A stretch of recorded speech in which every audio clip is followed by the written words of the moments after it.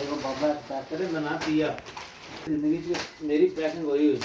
हाँ तीसरी मंजिल तो सामान छोड़ दे नहीं टुटदा नहीं टूटेगा ਉਹ ਕਿੱਥੇ ਚਾਚਾ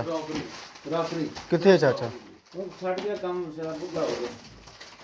ਜਿਹੜਾ ਸੀ ਨਾ ਚਾਚਾ ਮੁਸ਼ਤਾਕ ਮੇਰਾ ਉਸਤਾਦ ਹੈ ਪੈਕਿੰਗ 'ਚ ਇਹ ਸਾਰੀ ਪੈਕਿੰਗ ਮੈਂ ਕੀਤੀ ਹੋਈ ਹੈ ਇਹ ਡੈਕੋਰੇਸ਼ਨ ਵਗੈਰਾ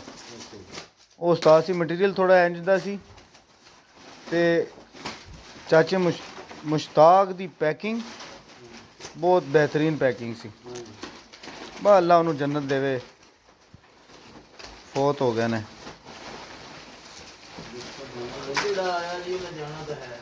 हाँ जी जाना तो है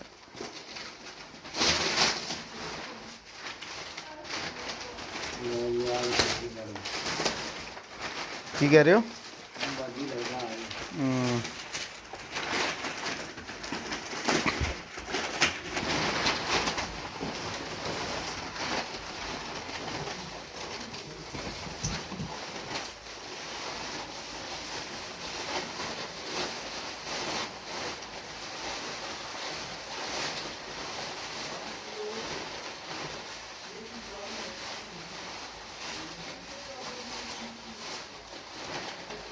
La